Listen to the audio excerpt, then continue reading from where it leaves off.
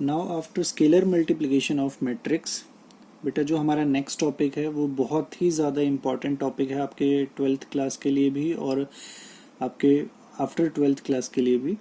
तो इस टॉपिक को आपको बहुत आराम से समझना है। Multiplication of matrices. अब तक हमने स्केलर मल्टीप्लिकेशन की बात की थी कि किसी मैट्रिक्स को किसी स्केलर से मल्टीप्लाई करते हैं तो कैसे करते हैं ना। अब हमें क्या देखना है कि दो मैट्रिसेस को आपस में मल्टीप्लाई हम कब कर सकते हैं और कैसे कर सकते हैं। ये कब और कैसे, ये दोनों चीजें आपको, दोनों पहलू आपको इसके समझने की जरूरत है। तो दोनों को बड़े आराम से आपको समझना है यहाँ पे। तो चलिए शुरू करते हैं multiplication of matrices. Let capital A, हमने एक मैट्रिक्स लिया बेटा m क्रॉस n ऑर्डर का, ठीक है ना। एंड कैपिटल बी, हमने एक मैट्रिक्स लिया है n क्रॉस p ऑर्डर का। Be two matrices such that the number of columns in a is equal to the number of rows in b। बहुत ही इंपॉर्टेंट लाइन है बेटा, ये आपके पहले क्वेश्चन का आंसर करती है कि कब दो मैट्रिसेस कब मल्टीप्लाई हो सकती हैं, ये उसका आंसर है आपके लिए। तो इस लाइन को आप अंडरलाइन कीजिएगा, अपने नोट्स बनाते टाइम इसको हाईलाइट कीजिएगा कि कोई भी मैट्रिक्स को आप मल्टीप्लाई कब कर सकते हैं, जब पहली वाली मैट्रिक्स के कॉलम्स, नंबर ऑफ कॉलम्स, वो किसके इक्वल होने चाहिए बेटा, दूसरी मैट्रिक्स के नंबर ऑफ रोज के इक्वल होने चाहिए। अब गौर कीजिए, हमने जो मैट्रिक्स लिया था इस पे देखिए, पहले ए पे हमने इसका ऑर्डर क्या लिया था बेटा, m cross n, which means हमारी ए मैट्रिक्स के अंदर m रोज हैं एंड n कॉलम्स हैं। अब हमने जो मैट्रिक्स बी लिया है इसमें हमने क्या लिया है कि इसका ऑर्डर है n क्रॉस p, मतलब इसमें n रोज हैं एंड p कॉलम्स हैं। अब देखिए यहाँ पे नंबर ऑफ कॉलम्स कितने थे, n थे, यहाँ नंबर ऑफ रोज कितनी है बेटा, n है। तो ये चीज आपको समझ में आई। आपको मैट्रिक्स मल्टीप्लिकेशन में इस चीज का खासा ध्यान रखना है, गौर फरमाना है इस चीज पे कि आप दो मैट्रिसेस को कब मल्टीप्लाई करेंगे, जब ये कंडीशन वो होल्ड करेगी कि पहले वाले मैट्रिक्स के नंबर ऑफ कॉलम्स दूसरी वाली मैट्रिक्स के नंबर ऑफ रोज के इक्वल होना चाहिए। तो आगे देखते हैं इसको। Then the product of these two matrices is defined as. अब जो इन दो मैट्रिसेस को, सबसे पहले क्वेश्चन का आपको आंसर मिल गया कि कब हम मैट्रिक्स का मल्टीप्लिकेशन करेंगे। अब कैसे करेंगे उस पे चलते हैं। अब देखो, दो मैट्रिसेस को आपने मल्टीप्लाई किया तो जो नया मैट्रिक्स हमें मिला उसका भी तो कुछ ऑर्डर होगा बेटा। अब उसका ऑर्डर आपको कैसे लिखना है, उसका ऑर्डर आपको कैसे पता लगेगा, तो उसका ऑर्डर आपको पता लगेगा बेटा, देखो जो आपकी फर्स्ट मैट्रिक्स होगी उसके नंबर ऑफ रोज और जो सेकंड मैट्रिक्स होगी उसके नंबर ऑफ कॉलम्स, इन दोनों को मिलके आपके एक नई मैट्रिक्स मिलेगी हमें। उसका ऑर्डर क्या होगा, जो इसकी रोज थी और जो इसके कॉलम्स थे। अब इसकी रोज कौन थे बेटा, m थे, इसके कॉलम्स कौन थे बेटा, p थे, ठीक है ना। तो हमारी जो मैट्रिक्स मल्टीप्लिकेशन के बाद जो नई मैट्रिक्स आई है उसका ऑर्डर क्या होगा बेटा, m क्रॉस p। ये जो कॉमन जो दोनों में दिख रहा था आपको n, ये यहाँ पे डिसअपियर हो जाएगा और हमारे पास जो रिजल्टेंट जो नई मैट्रिक्स आएगी वो क्या आएगी बेटा, m क्रॉस p ऑर्डर की, ठीक है। तो हमने मान लिया वो m क्रॉस p ऑर्डर की मैट्रिक्स कौन है बेटा, c मैट्रिक्स है, जो इन दोनों मैट्रिक्स के प्रोडक्ट करने के बाद हमें मिली है, ठीक है ना। उसकी एंट्री सी आई के हमने लिख दिया है, m क्रॉस p ऑर्डर का मैट्रिक्स है। अब ये जो एंट्रीज हैं ये आपको कैसे मिलेंगी, ठीक है ना, कब और कैसे, दोनों चीजों का आंसर हम यहाँ पे कर रहे हैं। तो कब का आंसर कर चुके हैं, अब कैसे में, अब ये एंट्रीज कैसे मिलेंगे बेटा हमें, ये एंट्रीज हम ऐसे लिखते हैं, समेशन, इस सिंबल को हम समेशन कहते हैं, j फ्रॉम 1 to n। अब जो हमने यहाँ पे सफिक्स यूज कर रखे हैं j, ये j हमारा कहाँ से कहाँ तक वेरी कर रहा है बेटा, 1 to n। आप यहाँ भी देख सकते हैं, हमने यहाँ पे भी इसको हाईलाइट किया कि हमारा j 1 to n वेरी करता है। तो summation run from j is equal to 1 to n aij dot bj के, और इसको एक्सपेंड करेंगे तो एक्सपेंड कैसे करेंगे, हमने j की जगह हमने 1 to n एक्सपेंड करना है इसको, और उसके बाद में i और k की अलग अलग वैल्यूज के लिए ये हमें अलग अलग एंट्रीज देता चला जाएगा। आई होप आपको इस जो हमने थ्योरेटिकल पार्ट अभी आपको बताया दो मैट्रिसेस के मल्टीप्लिकेशन का, इससे कुछ परसेंट आपको जरूर क्लियर हो गया होगा। एटलीस्ट आपको इतना पता लग गया होगा कि मैट्रिक्स को हम मल्टीप्लाई कब कर सकते हैं, कैसे कर सकते हैं। हो सकता है काफी बच्चों को ये चीज समझ में ना आए, तो चलिए एक एग्जांपल लेते हैं। एग्जांपल से आई एम श्योर कि आपको ये चीज पूरी तरह से समझ में आ जाएगी विद इन सेकेंड्स, ठीक है ना। तो बढ़ते हैं अपने एग्जांपल की तरफ। तो देखिए बेटा, हमने एक एग्जांपल लिया है। इफ मैट्रिक्स ए, हमने एक मैट्रिक्स लिया है यहाँ पे 3x3 ऑर्डर की एक मैट्रिक्स है, एंड मैट्रिक्स बी हमने एक 3x2 ऑर्डर की एक मैट्रिक्स लिया है, और हमें इन दोनों का प्रोडक्ट को फाइंड करना है, ठीक है ना, फाइंड ए बी। अब देखो मैट्रिक्स ए, उसका ऑर्डर कितना है बेटा 3x3, मैट्रिक्स बी का ऑर्डर कितना है बेटा 3x2। तो आपको पहला क्वेश्चन आपके माइंड में क्या आना चाहिए, दो मैट्रिसेस कब मल्टीप्लाई होंगी, जब इस मैट्रिक्स के नंबर ऑफ कॉलम्स इस मैट्रिक्स के नंबर ऑफ रोज के इक्वल होंगे, तभी आप दो मैट्रिसेस को मल्टीप्लाई कर सकते हैं। तो देखिए यहाँ पे नंबर ऑफ कॉलम्स 3 हैं, यहाँ नंबर ऑफ रोज 3 हैं, ठीक है, ये चीज समझ में आई आपको। तो इसका मतलब ये जो दो मैट्रिसेस हैं ये एलिजिबल हैं प्रोडक्ट करने के लिए, तो हमने इन दोनों का प्रोडक्ट किया। अब जो नई मैट्रिक्स हमारे पास आई इन दोनों का प्रोडक्ट करने के बाद उसका ऑर्डर क्या होगा, तो उसका ऑर्डर क्या होगा बेटा, मैट्रिक्स ए के number of rows into matrix B के नंबर ऑफ कॉलम्स, यानी 3x2 ऑर्डर का मैट्रिक्स हमें मिलेगा, जो रिजल्टेंट मैट्रिक्स मिलेगा। तो आप देखते हैं उस मैट्रिक्स को कि वो मैट्रिक्स कैसा होगा। तो ए बी कैसा होगा बेटा, अब देखो बेटा, इसमें हमारे पास 3 रोज होंगे और 2 कॉलम्स होंगे, जैसा इसका ऑर्डर हमें सजेस्ट कर रहा है 3x2 का मैट्रिक्स होगा, तो इसमें 3 रोज होने चाहिए और 2 कॉलम्स होने चाहिए। अब 3 रोज और 2 कॉलम्स, इस टाइप का मैट्रिक्स हमने यहाँ पे बनाया है आपके लिए। अब देखो इस मैट्रिक्स में जनरल एंट्रीज हमने यहाँ पे लिखी हैं कि फर्स्ट रो और फर्स्ट कॉलम की जो पहली एंट्री है वो हमारी A11 है, ऐसे ही first row second column A12, ऐसे ही बाकी एंट्रीज को भी हमने लेबल किया है। तो अब देखिए एक जनरल एंट्री हम यहाँ पे उठा लेते हैं इस मैट्रिक्स की, और हम आपको ये समझाने की कोशिश करेंगे कि मैट्रिक्स मल्टीप्लिकेशन अब आपको कैसे करना है, ठीक है ना। कब करना है वो चीज हम पहले भी बता चुके हैं आपको, अब कैसे करना है उस पर थोड़ा फोकस कीजिएगा।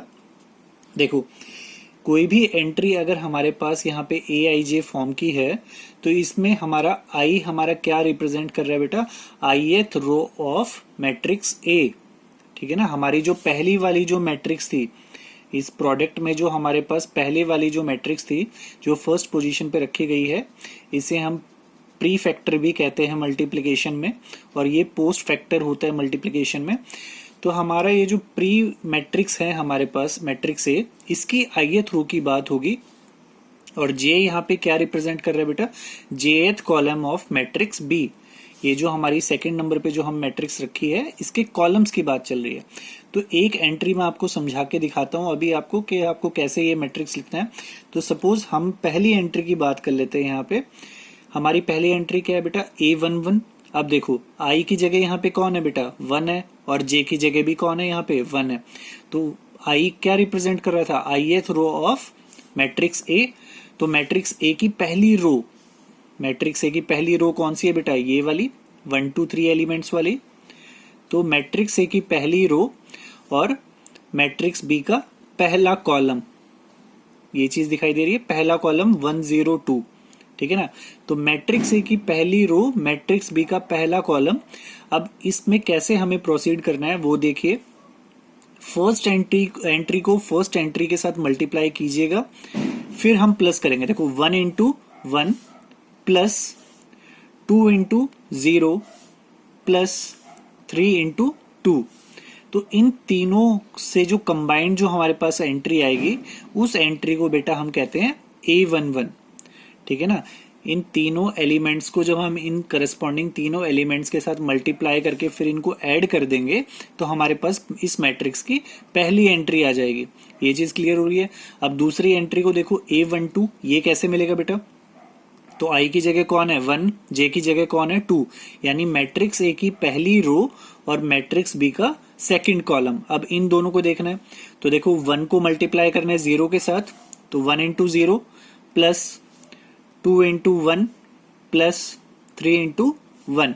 तो ये चीज क्लियर हुई। सिमिलर इन्हीं स्टेप्स को अब आगे प्रोसीड करेंगे। तो अब आगे वाली एंट्री को देखियो, A21 का मतलब क्या है बेटा, मैट्रिक्स ए की सेकंड रो मैट्रिक्स बी का फर्स्ट कॉलम, ठीक है ना। तो सेकंड रो को फर्स्ट कॉलम से मल्टीप्लाई करो, 0 इंटू 1 0 प्लस 2 इंटू 0 0 1 इंटू 2, ठीक है। तो ये चीज हमने यहाँ पे लिख दिया बेटा। अब देखो A22 यानी second row second column, which means 0 into 0 plus 2 into 1 plus 1 into 1, ये भी लिख दिया। सिमिलरली हम लास्ट एंट्रीज भी लिख देंगे हमारी मैट्रिक्स की। A31 का मतलब क्या होगा बेटा, मैट्रिक्स ए की थर्ड रो, मैट्रिक्स बी का फर्स्ट कॉलम, तो 1 into 1 plus 2 into 0 plus 5 into 2, ठीक है। सिमिलरली ये भी लिख देंगे 1 into 0 plus 2 into 1 plus 5 into 1। तो ये चीज सबसे इंपॉर्टेंट यहाँ पे थी। ये चीज आपको बहुत ही आराम से वीडियो को, अगर आपको इस स्टेप में समझ में नहीं आया तो वापस से इसको रिवाइंड करके इस वीडियो को देखिएगा। आपको ये चीज यहाँ पे ऑब्वियसली श्योर है कि ये आपको ये मैट्रिक्स मल्टीप्लिकेशन इस यहाँ पे इस स्टेप पे क्लियर हो जाना चाहिए बेटा। बहुत ही आसान तरीके से हमने आपको मैट्रिक्स मल्टीप्लिकेशन समझाने की कोशिश की है, ठीक है ना। तो इस चीज को दोबारा देख लीजिएगा अगर आपको यहाँ पे कोई डाउट आता है, और फिर भी अगर कोई डाउट रह जाता है तो आप हमें कमेंट सेक्शन में भी बता सकते हैं, ठीक है बेटा। अब हमें अगले स्टेप में क्या करना है, अब हमें इन्हें थोड़ा सा सिंप्लीफाई कर लेना है। 1 into 1 1 होता है, प्लस 2 into 0 0 होता है, प्लस 3 into 2 6 होता है, तो 6 + 1 7। इनको सिंप्लीफाई करके अब हम लिख देंगे तो हमारे पास ए और बी का प्रोडक्ट आ जाएगा, जो कि 3x2 ऑर्डर का एक मैट्रिक्स होगा। तो आपको मैट्रिक्स मल्टीप्लिकेशन बेटा समझ में आया। आपको कैसे करना है, आपको ये जो एंट्रीज हमने यहाँ जनरल मैट्रिक्स में लिखी हैं, ये आप शुरुआती जब आप मैट्रिक्स मल्टीप्लिकेशन स्टार्ट करेंगे तो आप उसमें ये जनरल एंट्रीज लिख के ही स्टार्ट कीजिएगा। धीरे धीरे जब आप हैबिचुअल हो जाएंगे, क्वेश्चंस को प्रैक्टिस करेंगे, तो आपको डायरेक्ट भी आप सीधे के सीधे इनको लिख सकते हैं, ठीक है बेटा। तो एक और एग्जाम्पल हम लेते हैं जिससे आपको ये कंसेप्ट था मैट्रिक्स मल्टीप्लिकेशन का ये थोड़ा और क्लियर हो जाए। तो चलिए बढ़ते हैं हमारे नेक्स्ट एग्जाम्पल की ओर। चलिए नेक्स्ट एग्जाम्पल देखते हैं बेटा। If A is a matrix, एक हमें 2x3 ऑर्डर का एक मैट्रिक्स हमें गिवन है, और बी एक मैट्रिक्स है जो कि 3x2 ऑर्डर का है, then find A B and B A, show that A B is not equals to B A. सबसे पहले बेटा इस क्वेश्चन में आपको ए बी भी निकालना है और बी ए निकालना है, और फिर आपको ये शो करना है कि ए बी आपका बी ए के इक्वल नहीं है। तो पहले देखते हैं ए बी निकाल लेते हैं बेटा। तो देखिए ए बी हम निकाल रहे हैं, तो ए मैट्रिक्स का ऑर्डर कितना था बेटा 2x3, बी मैट्रिक्स का ऑर्डर कितना था बेटा 3x2। तो आप देखिए, आपको ये चीज हमने बताई थी कि मैट्रिक्स मल्टीप्लिकेशन आप कब कर सकते हैं, जब फर्स्ट मैट्रिक्स के number of column second matrix के नंबर ऑफ रोज के इक्वल होने चाहिए। तो देखिए यहाँ पे इसमें नंबर ऑफ कॉलम्स 3 हैं, इसमें नंबर ऑफ रोज 3 हैं, तो ये चीज इक्वल है, तो इसका मतलब मैट्रिक्स मल्टीप्लिकेशन तो हम कर सकते हैं। तो अब जो मैट्रिक्स आएगी हमारे पास नई मैट्रिक्स मल्टीप्लाई करने के बाद, उसका ऑर्डर क्या होगा बेटा 2x2 का।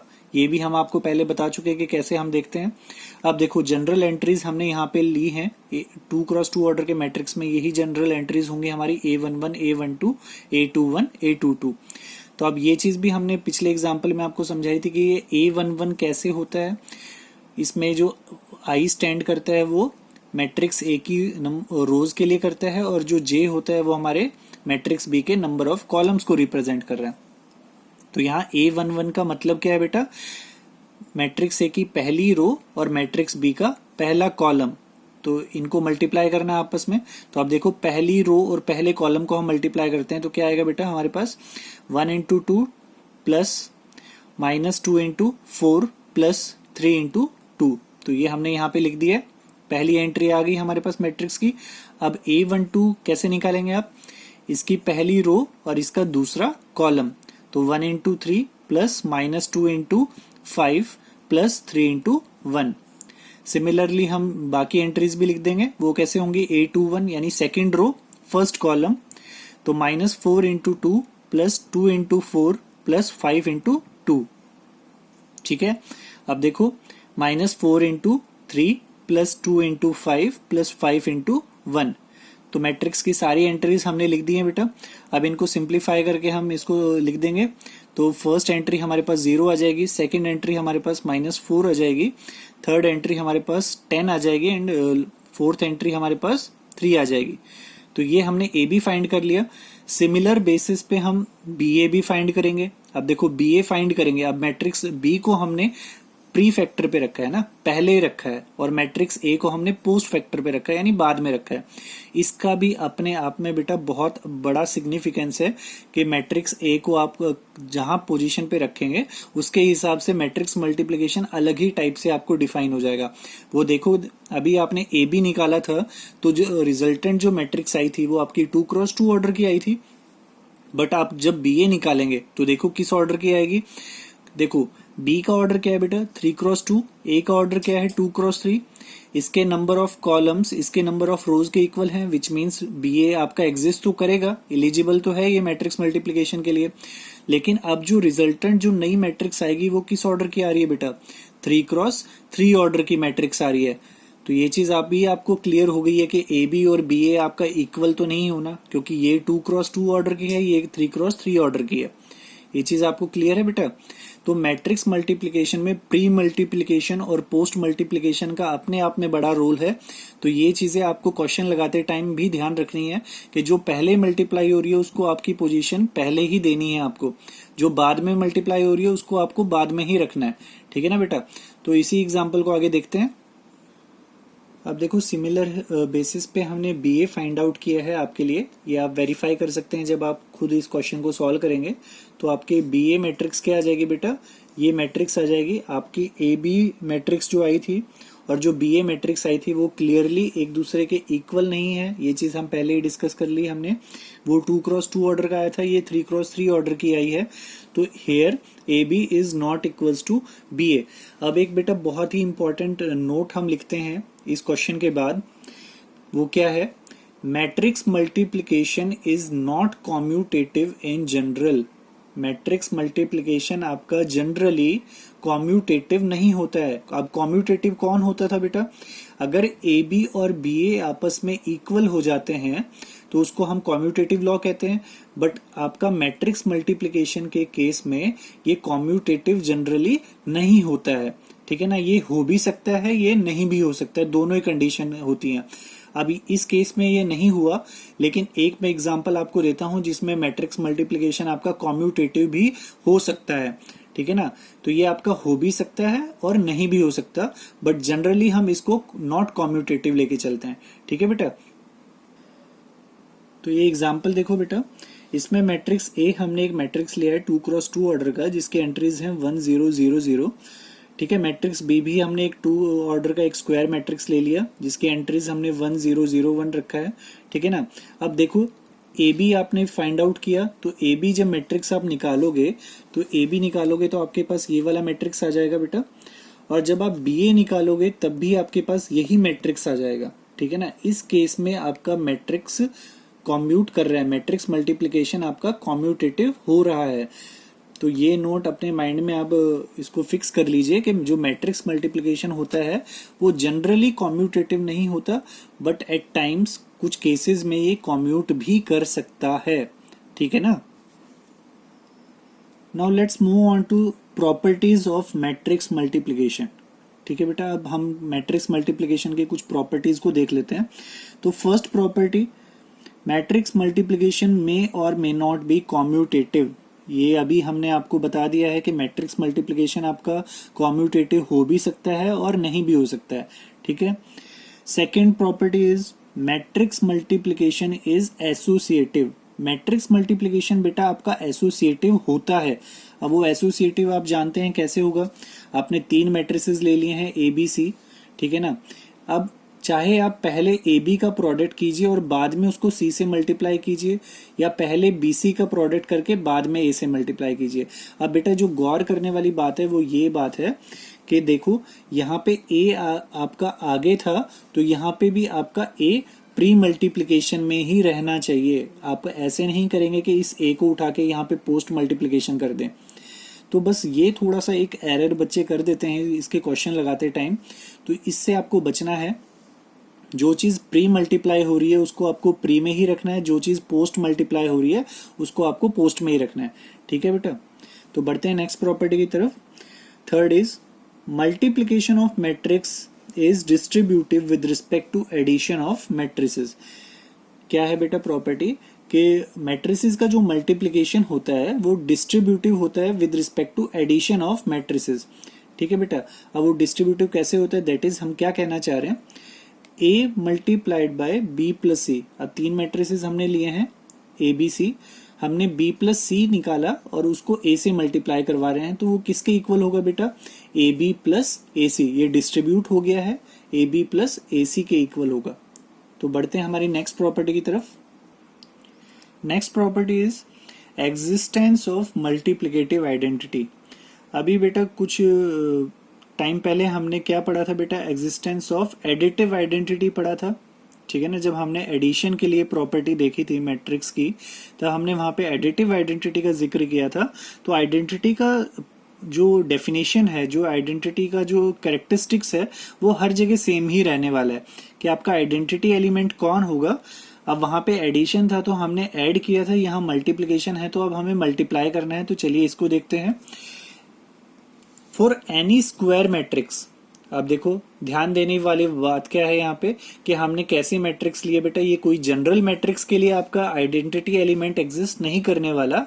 आपको मैट्रिक्स कैसी लेनी पड़ेगी बेटा, स्क्वायर मैट्रिक्स, तभी आप आइडेंटिटी एलिमेंट की बात कर पाएंगे, ठीक है ना। For any square matrix A of order N, there exist a matrix I of order N such that a into I is equal to A is equal to I into A, ठीक है बेटा।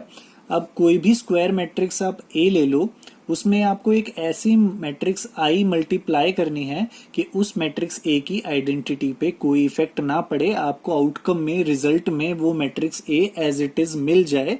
तो ऐसी matrix आई को आप क्या कहते हैं बेटा, मल्टीप्लिकेटिव आइडेंटिटी कहते हैं।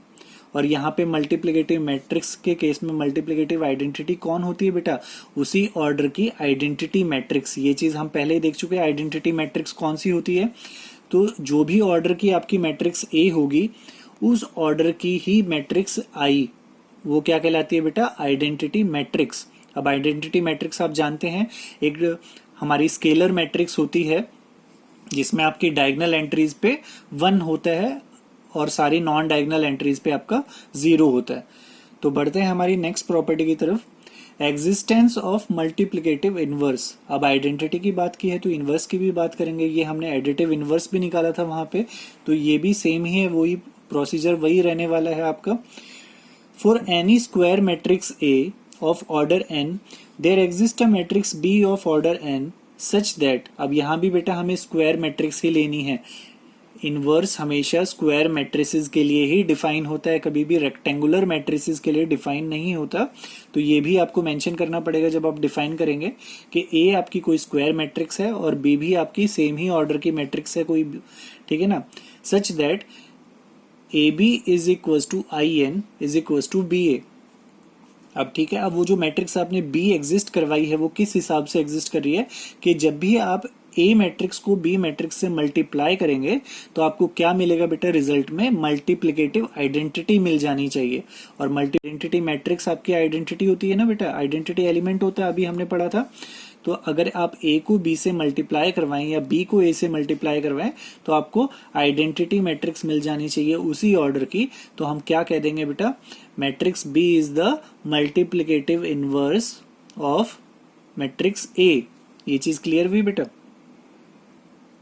अब बढ़ते हैं बेटा हमारे इस इंट्रोडक्शन के लास्ट टॉपिक पे, एक बहुत ही इंपॉर्टेंट, चाहे इसको नोट कह लीजिए, रिजल्ट कह लीजिए, प्रॉपर्टी कह लीजिए, लेकिन ये इंपॉर्टेंट बहुत है, इसका सिग्निफिकेंस बहुत है, तो इसको बहुत ही ध्यान से देखो आप।